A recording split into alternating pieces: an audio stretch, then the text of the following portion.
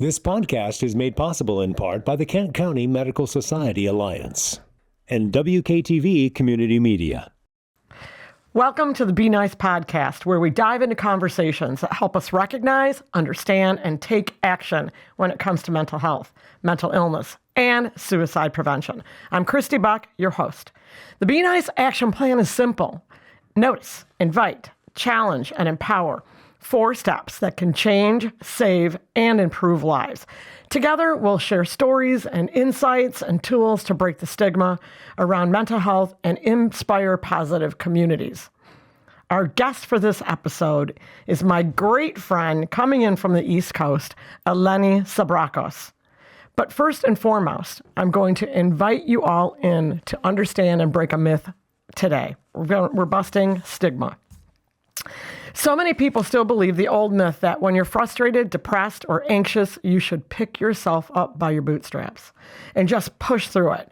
But mental health does not work that way. Struggling isn't a personal failure. It's a human experience. Healing takes support, connection, and community, not shame or silence. When we replace judgment with understanding, we make it possible for people to reach out before they reach a breaking point. So I did do some research about pull up your bootstraps, and it originated in the early 19th century to describe a physically impossible act. And I believe that nothing is impossible. And so we're going to take this stigma, we're going to take this piece of pulling yourself up by your bootstraps, and we're going to break it down as to how can I pull myself up. So today, the individual who is going to help me bust this myth is a young woman who happens to be a good friend of my daughter's, and we came to know each other back in 2019 when my daughter was able to spend the summer in Greece at a Greek Orthodox summer camp. And she met an amazing young lady who has shown resiliency in her life in many different ways, her profession, her personal life.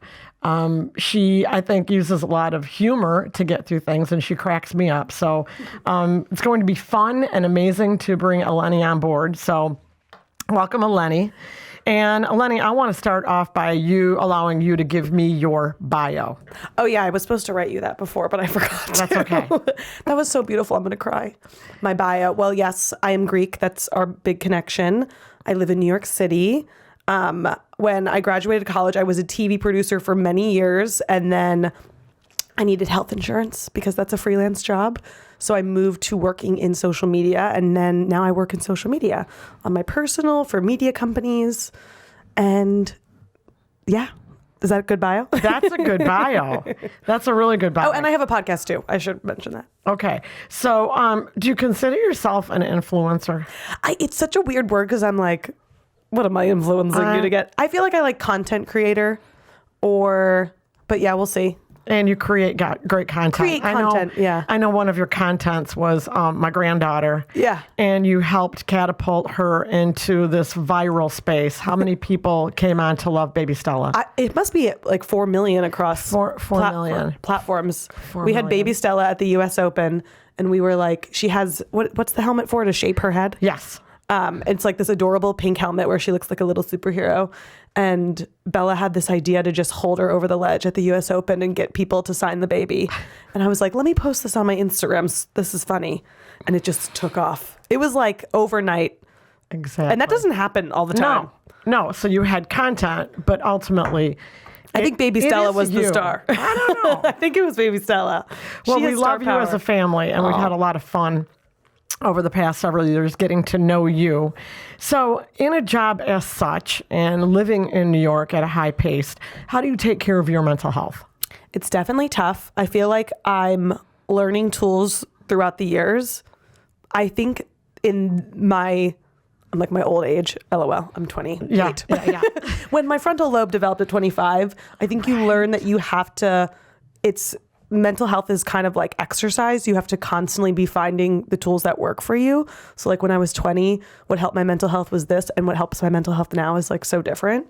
So my big thing in this year of life has been community, especially in New York, because it can feel really isolating. And I have some family there, but my rest of my family's in Baltimore, and then the rest of my family's here in Michigan. And so a big thing has been finding not just friends, but community. Like I have friends, but then I have my community. And that's been like my big thing this year. Right. How about you also have a big job? I mean, which a lot of times these are jobs. I'm glad you created that space in your late 20s to find where you're going to have more consistency. In those earlier years, was that difficult where these shows go on and off and you don't even know where you're going to be tomorrow, let alone in 6 months? Yeah. So basically the way the job works in TV is you're freelance. So the whole thing is like job to job to job, and no job is guaranteed. So you could get a job for a week, you could get a job for 3 months, you could get a job for 8 months. You could be I was in Miami, and then suddenly I was in Salt Lake City, and then I was in Thailand. Like you just really don't know what your year is going to look like. Yep. And it's very anxiety inducing if you need like stability, and also just like financially. Cause like I had 1 year where financially it was like an amazing year. Life was good. And I had 1 year where like it was tight and it was hard to like just afford rent. So that my mental health was not my best when I was working in TV. And that was part of why I had to leave. Wasn't even like being on the job, because when you're in the job, it's a 24/7 job. Like you have an off day on productions, but you don't really. And it's also hard because, and I'm sure you get this, is you're working with the people that you're with all the time. So there's no like separation of work and home life, because I'm traveling on these shows. So like when I was traveling on a show in Miami and I didn't have any friends there, I'm going to go out with my coworkers and hang out with my coworkers 24/7. And you don't really have this like personal life balance. So it was really hard to do that job and maintain like a good routine, mental health, boundaries was something that didn't exist there. And that was part of the reason where I was like, I need to at 5 o'clock be able to do my own thing, or know that I'm going to be able to, it's the time of life where I have all these weddings and things. And I was like, I want to be able to know I can be a part of these big moments. Like I don't want to miss out on this stuff. And with that job, I was just like missing out on stuff or not able to commit. And I was like, I can't do this.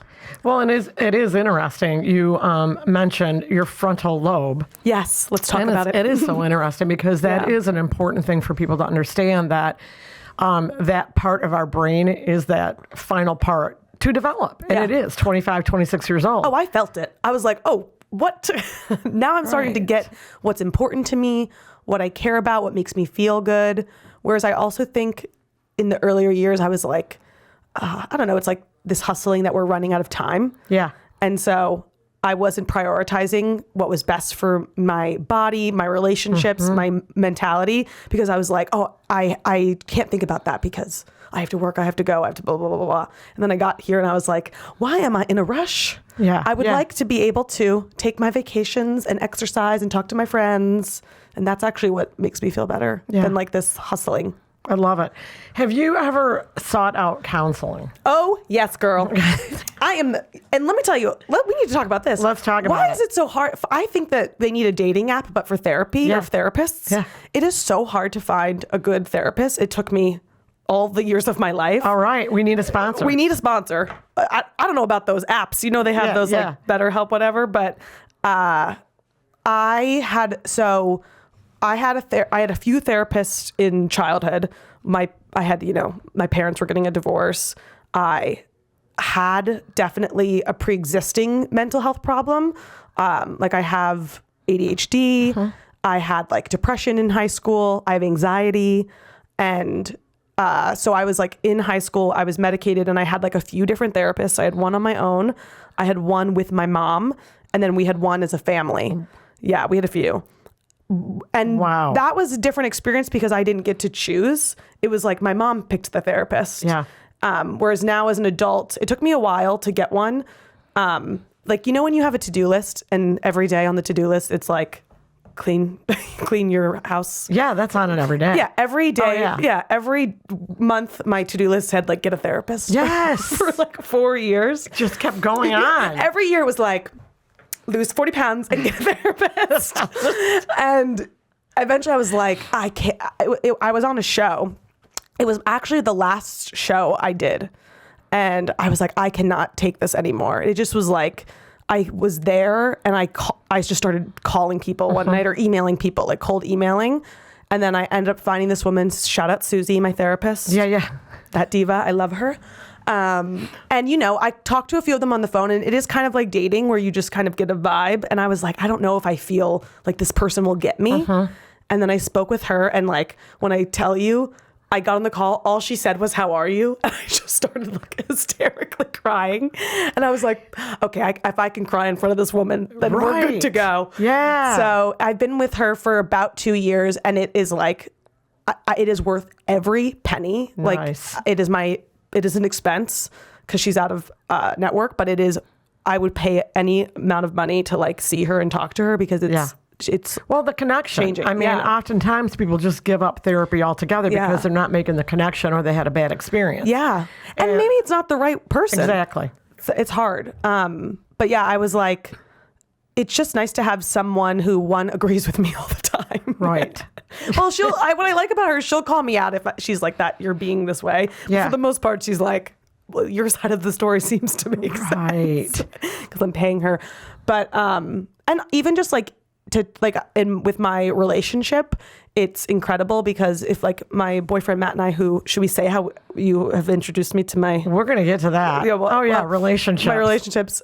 It's nice to have someone to talk to. Yeah. And then Matt will make like a guest star appearance in therapy. I'll be like, get on in here. And then we'll like talk through things. And it's like incredible. I think there's like, it's not like a stigma, like we have issues like that. It's like, it's nice to have someone else to talk to.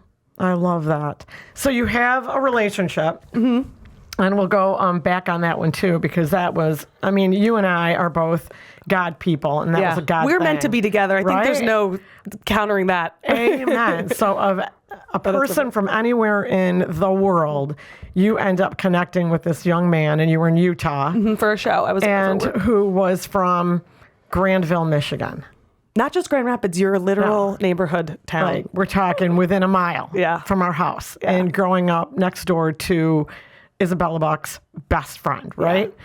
So how did you come to realize that maybe that relationship was a relationship? Because you guys have been together a while now. Yeah. And how do you work on that relationship with your mental health, with the switching of your jobs, with coming to find your passion now? Yeah.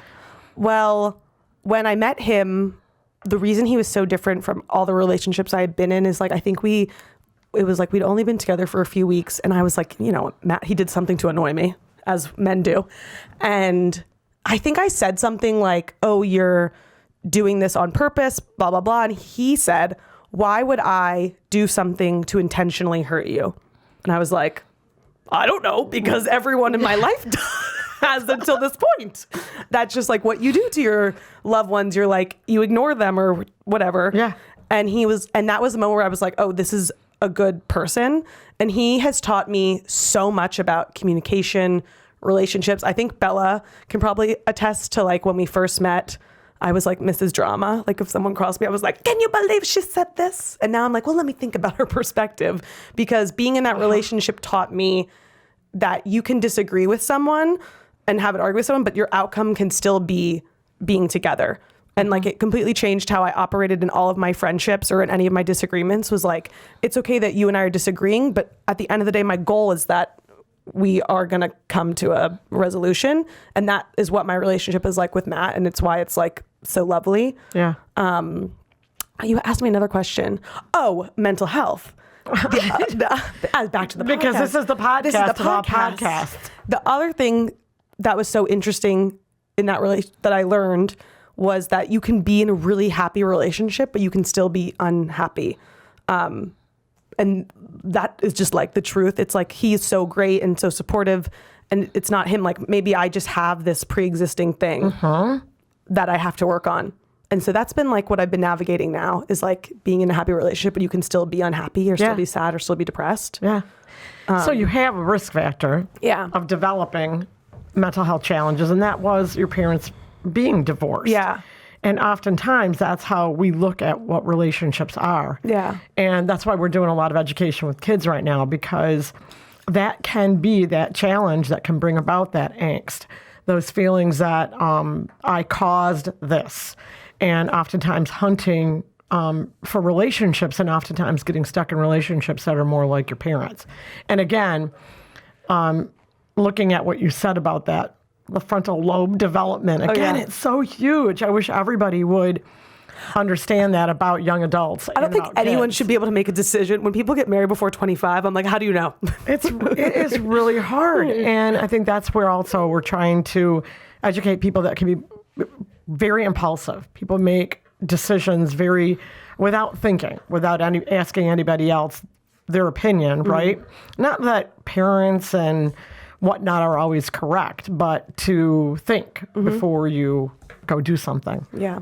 So in the world of suicide prevention, that is absolutely essential, that we are teaching people to understand that when there are mental health challenges, oftentimes kids will make a bad decision, right? And that wasn't their intention, was to die. So being and living out east, and not that, everybody's at risk, but where have you come into where your life, where maybe you have saved a life, and unbeknownst to you, you were following this amazing Be Nice action plan, which again is to notice, to invite, to challenge, and to empower. Literally, that is what happened I had a friend in college, and you could just tell she had been struggling for a while because she started to not come to things, was hard to reach, didn't want to go anywhere. I could tell that she just wasn't being herself. And I can't remember what happened exactly. She had some similar familial problems to me. And I think she had a family member visit her. And I kind of knew that was a trigger for her. And I remember us just talking after the family member came, and she was kind of using rhetoric that was giving up. It was what's the point? And I just could tell, I was something's not right.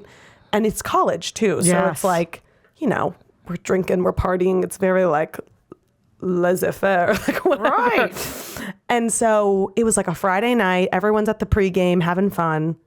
And I was come out with us, come out with us.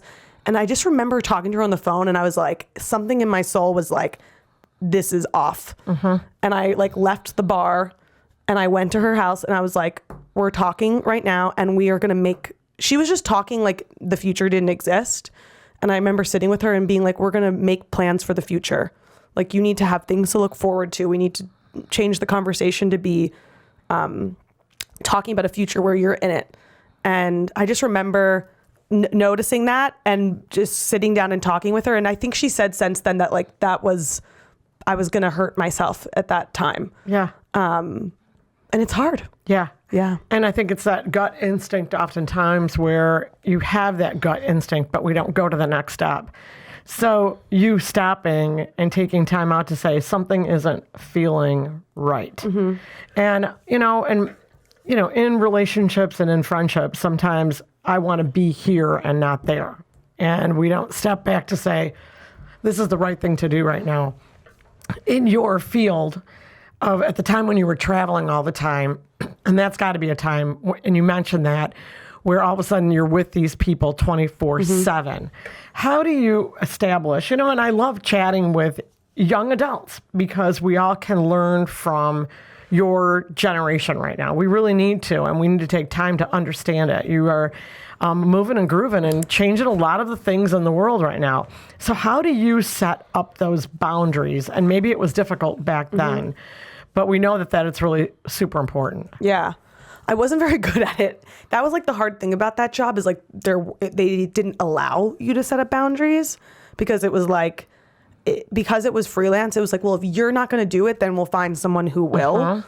And because it's not a permanent job, they will. And then I don't have a job, and then I don't have money, and then I could not get a future job because they're going to tell people well, she doesn't do this. So it definitely didn't set me up for success to set boundaries. I think the biggest boundary I set was probably removing myself from the industry. There you go. It's really hard. If anyone's looking to get into TV, you can give me a call. Yeah. we can talk about it. I don't know. And there's something about the instability of it that it works for a certain type of person. I do really well in environments that are unstable and not routine. Yeah. Matt, for example, couldn't survive a day there. That man like needs his routine and stability. So it attracts a kind of person that doesn't know how to ask for boundaries, that doesn't know how to have a healthy relationship with their coworkers. Yeah. So it's a tough environment. And our friend Jasmine, who introduced me and Matt, Bella's best friend, is still in it. And so I'd be checking on her often. Right. And you were working on a series of shows. Yeah, right? we can say Real Housewives. Yeah. So how believable. I mean, come on. It's fun. Let's have a field day on that. I know. Let's talk about women who are mentally ill. Right. It's the Real Housewives. Like, how is that even real and really happening? Sometimes I just don't understand the reality of reality TV. Yeah. I think the thing is that it's real in a context. Yeah. Like, it's not like a documentary, so it's not like, oh, Christy, what are you doing today? We're just going to follow you around. Right. It's like, oh, well, you have the podcast today. We're going to set up and film you at the podcast. Yeah. But then you could go on and have the rest of your day with your family and something happens, blah, blah, blah. But we're not there for that. And so it's really like, it's also like, let's say you and your best friend have a disagreement. What you would as a human do in that situation is not how reality TV sets it up. It's like, okay, if you and your friend had an argument, you probably wouldn't talk for a couple days, maybe a couple months. Whereas in reality TV, you and your best friend had the argument on Friday. So I'm going to send you to lunch on Saturday with this other woman, make you talk about her. Then I'm going to have that woman go tell her what you said about her. Then the next day you're all going on a trip together. That's just a recipe for disaster. Right. Do they have therapists and clinicians on the set? It depends on the show. It depends on the show. When I worked on like dating shows that were like months at a time, like in a house, we had a mental health professional on site. But I think that with shows like Housewives, it's available to them if they want it. Yeah. Like they would, or if production is like noticing something and scared, they would remind them like, you have at your disposal this person that we have. Yeah. But it's not like, I think if a therapist was there, there'd be no show. Yeah, there wouldn't be, because it's to watch them, it's so shocking, the movement, like through that show. I mean, we were watching The Bachelor the other day, or some the old man Bachelor. And I just don't know how you can even go back and sit on a stage. I mean, I don't know. Yeah. Though that's different because you're like, it's unlocking your like deepest fear, which is like, is he with other women? Well, yeah, he is. Right. Does he like her more than me? Maybe. Do you think was that part of it also, to get out of that industry with the fast movement? Yeah, and it got kind of repetitive. It was, like, I can't watch those shows as much anymore because you kind of recognize the pattern. Yeah. It's like argument, lunch, party, argument, lunch, trip, argument, lunch, party. So I kind of was just like, oh, I'm bored of this. So now as a social media, as somebody who's building content, and how do people find you? In general? Yeah, like or on the street. New clients. You're always recognizable. Yeah. You are recognizable in this town. When I'm walking around town with you, it's like, Christy Buck, be nice. Right. You're a local celebrity. I love it. Yeah, but it's a lot of pressure. I know. I can't imagine. You probably go everywhere and you're like, are people looking at me? I gotta be really nice. Yeah, you do. I mean, or sort of like, that lady, that be nice lady is mean. We gotta stop. Yeah. Oh, but that would be horrible. No, they would never say that. How do you find it? Do you have to go out and... How do people find me? Yeah. In what context? Your clients looking for... Oh, well, a lot of it is like connection and like word of mouth. Like how I started doing social media was I started posting about my work on Housewives. And then when I wanted to like have more permanence and like health insurance, I started like freelancing. I forget how I got those jobs. I think it was just like word of mouth, or people would see my stuff. And then, because it's a small pool of people. Yeah. Especially in New York, it's like way smaller than you think. And then I got the job at Betches, which is the media company. And I was running their social media for a while. And that really connected me with like a lot of people. So it's kind of like, it is similar to the TV thing where it is kind of like about networking. So yeah. So do you ever see yourself not in New York? Is this a trick question? No. If you're trying to get me to move to Michigan, did Matt's mother put you up to this? No one's talked to me at all. I need a partner in crime sometimes for laughter. Are you into astrology? Well, I can be for this moment, but No, it's okay. Go. Well, and I'm not totally into it, Right. But sometimes, like, I'm feeling off, and then they're like, "Oh yeah, you feel off because the moon cycle is off," and I'm like, "Well, okay, that explains it." At least it's an explanation that I knew I felt off. So there's astrogeography, so you can see based on your astrological chart, like where you're your best self and where you're your most creative. Like there's different parts of the world. Okay. I feel, like where I feel my most creative and loved is in Greece. Yes. Okay. We didn't. But I didn't like put that in. I didn't put that in. Yeah. How does it know that? It's just my birthday. And then where I felt most off was in Los Angeles, which when I lived in Los Angeles for TV, I was like so clumsy. Like I would like knock things over. I like knew my aura was off. Yeah. Okay. And then where it says where I will find home and family is Michigan. Stop. Like it's like right above where are the cherries? Traverse City. Yeah, it's like right above Traverse City. It's cold. So perhaps my future home is up there. That's Petoskey.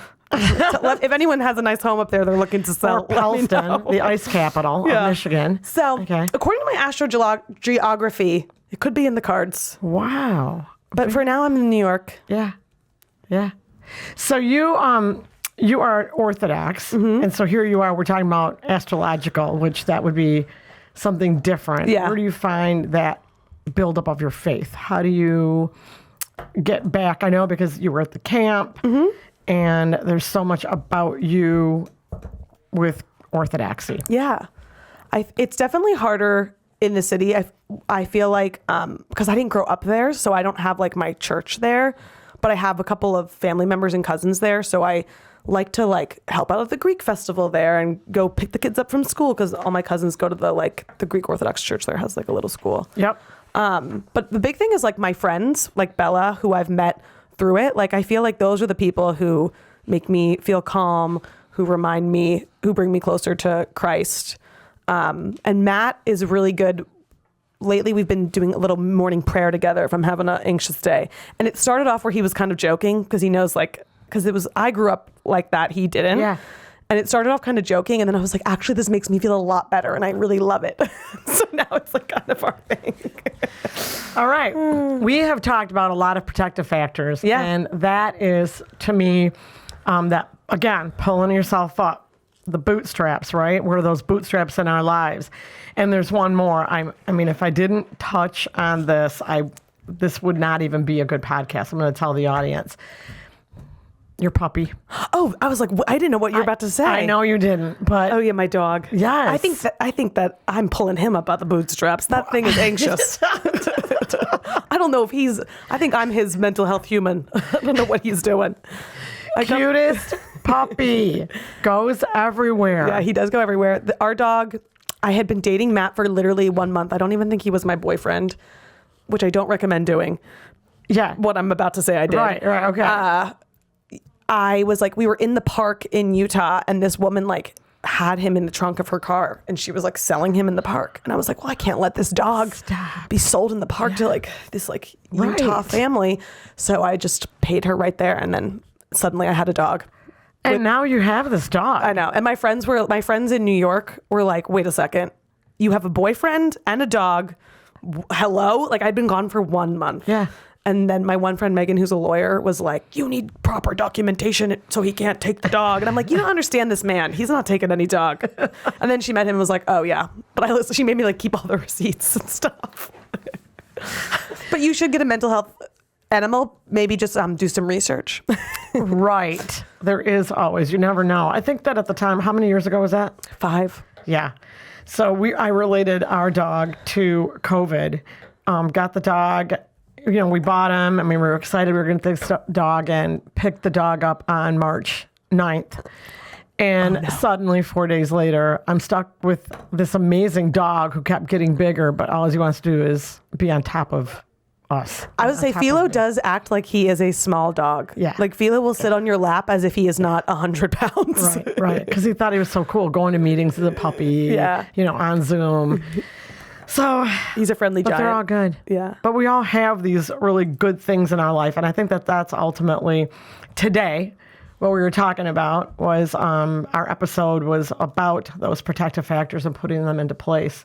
So at all times in our lives, I want to review some of these things that take time to figure out and find those protective factors for you.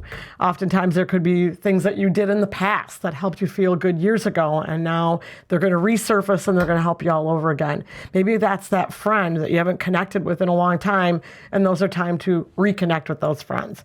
In addition, it can be family, it can be church, it can be spirituality in general. Some really good things are exercising and eating right, and obviously getting plenty of sleep.